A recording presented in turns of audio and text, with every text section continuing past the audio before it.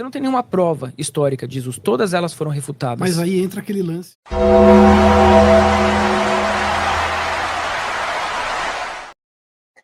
Olá malta e sejam bem-vindos a mais um episódio aqui na rubrica Zuga Religião.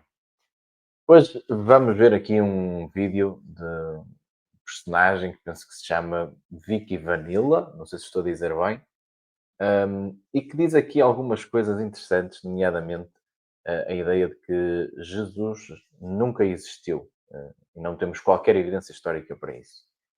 Mas antes de começarmos o vídeo, aquilo que sabemos que existe é o vosso like neste vídeo e a subscrição também no nosso canal para continuarem a ver vídeos e conteúdos como estes. Portanto, não se esqueçam de o fazer antes de começarmos a ver, ok? Vamos lá então a isto. Você não tem nenhuma prova histórica de Jesus. Todas elas foram refutadas. Mas aí entra aquele lance do milagre que eles fazem, que o milagre é você crer. Exatamente. Sem, Por isso que eu não sou contra a pessoa acreditar em Jesus Cristo. Isso. Mas eu também não sou contra ela acreditar em Buda, em Horus, em Krishna. Claro. Ela pode acreditar no que ela quiser, porque o que vai movimentar a psique dela em direção à cura, ao milagre, é a fé dela. Ok. Vamos já parar por aqui, porque realmente isto é... Enfim, é complicado. Vamos então por passos. Portanto, a primeira coisa que ele diz é que não existe qualquer evidência histórica para a existência de Jesus e que todas foram refutadas. Eu não faço a mínima ideia do que é que ele se está a referir quando diz que todas as provas foram refutadas. Não faço mesmo a mínima ideia do que é que ele se está a referir. Agora, aquilo que nós podemos saber relativamente ao Novo Testamento em particular e às evidências para a existência de Jesus, é que temos de nos lembrar que a Bíblia, o Novo Testamento em particular aqui, não é meramente um conjunto de livros que as pessoas consideram sagrados. Antes disso, são também documentos históricos. Documentos que nos dão pistas, evidências do que é que aconteceu há milhares de anos. Tal como outros documentos nos dão outras partes da história e a existência de outras personagens históricas ao longo do tempo. Agora, em relação aos Evangelhos em particular, nós temos de entender aqui uma questão. O quão fiáveis e o quão forte a evidência para estes manuscritos é. E vou-vos dar aqui um termo de comparação.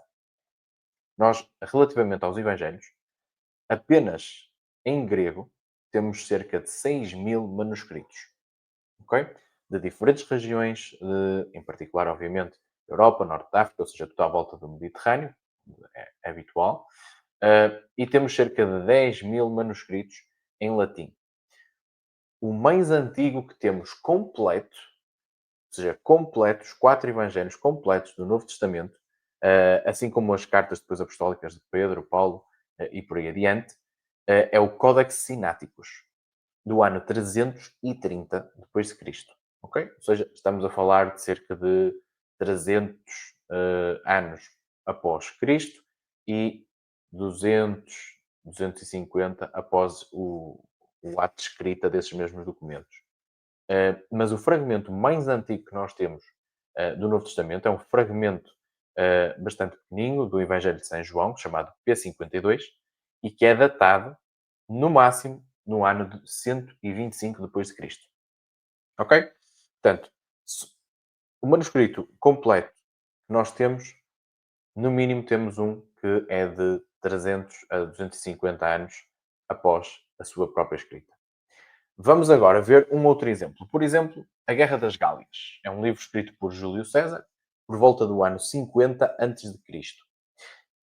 Nós, neste momento, temos apenas 10 manuscritos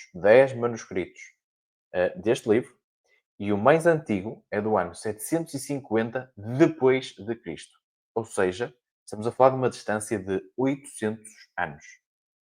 Mas não temos ninguém que duvide que foi Júlio César que escreveu este livro e que até duvide da própria fiabilidade do documento para termos informação sobre aquilo que foram as guerras na Gália, ou hoje em dia na França.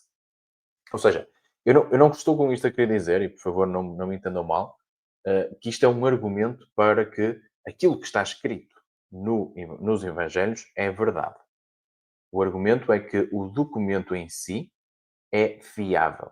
Não foi alterado ao longo da história, porque senão, com toda esta quantidade de manuscritos, nós veríamos essas alterações de uma forma alargada e não vemos, conseguimos compará-las umas com as outras e entender o que é que o original deveria dizer. E, para além disso, temos ainda uma certeza maior de que aqueles documentos eram levados a sério. Agora, muito embora nós não possamos afirmar que apenas porque temos muitas cópias o que diz no Evangelho é verdade, não deixa de ser uma prova bastante grande a favor de, pelo menos, a existência de Jesus. Para além disto, nós ainda temos fontes fora da Bíblia, nomeadamente Josefos, um historiador judeu, e também Tácitos, um historiador romano, um dos mais importantes e onde nós vamos buscar, portanto, os 14 volumes, são 14 volumes da história do mundo que ele escreveu, são riquíssimos a nível de detalhe e pormenores sobre a história da Antiguidade, principalmente na época romana, e, portanto, ele próprio também referencia a existência de Jesus. Ou seja, é, é completamente de loucos hoje em dia achar que Jesus possa não ter existido. Por isso que 99% dos historiadores acreditam que ele existiu e depois debatendo, obviamente, aquilo que efetivamente aconteceu ou não, e se é ou não verdade o que foi relatado nos Evangelhos. Mas a sua existência está fortemente comprovada a nível histórico. Ok? Vamos aqui continuar.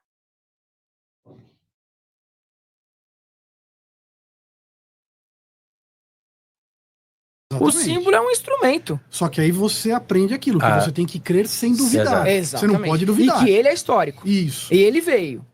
O outro não. Que aí eles não querem que você pense Exatamente. naquilo. Eu já acho um absurdo você falar que você só vai ao Pai através dele. Você só vai ao Pai através de mim. Isso é uma mentira. Porque a conexão com Hashem, a conexão com Elohim, qualquer judeu vai falar isso. Ela é direta. Você e Deus é uma unidade. Você não precisa de alguém para chegar a ele. Nem pastor, nem padre, nem eu, nem Jesus, nem ninguém. A conexão é direta. Você é uma expressão dele, você está em contato direto. Então você pode ir até Deus. Bem, relativamente a esta parte, eu não me vou alongar muito mais. Eu vou apenas dizer que se a partir do momento em que acreditamos que Jesus existiu e se formos pelos factos mínimos históricos que nós temos dele, há um caso a ser feito para que a ressurreição aconteceu, ok? A abordagem dos factos históricos mínimos é a abordagem de que nós vamos apenas olhar para aquilo que historicamente nós conseguimos dizer com algum grau de certeza, nomeadamente que Jesus Cristo existiu, que ele era um professor, um itinerante, um pregador itinerante, que morreu crucificado por Pôncio Pilatos, neste caso, o governador romano, e que, após 3 dias, muitos dos seus seguidores disseram que ele ressuscitou. Isto são o mínimo de factos que nós podemos dizer que são históricos, que podemos de alguma forma, temos bastante evidência de que terão efetivamente acontecido. E agora aquilo que nós temos de nos perguntar é qual é a melhor explicação para estes factos todos. E aí entramos nas várias teorias, nas várias discussões sobre o que é que poderá ou não ter acontecido. Agora, uma coisa é certa.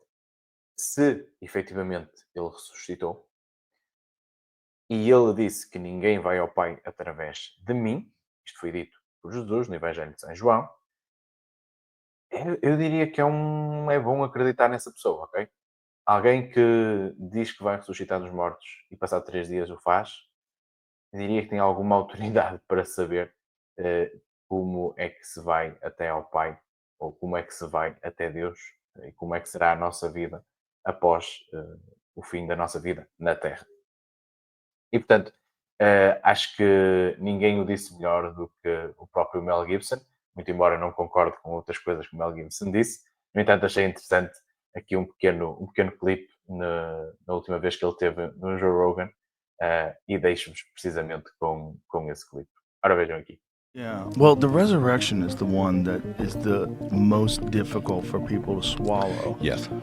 That is the one that requires the most faith. The most faith and the most belief, resurrection. Yeah. Who gets back up 3 days later after he gets murdered in public? Who gets back up under his own power? Buddha didn't do that. Right. Da minha parte é tudo, malta. O próximo vídeo provavelmente só sairá depois da Páscoa, portanto, uma excelente Páscoa para todos e também um resto então de um santo dia para todos os que estiverem a ver.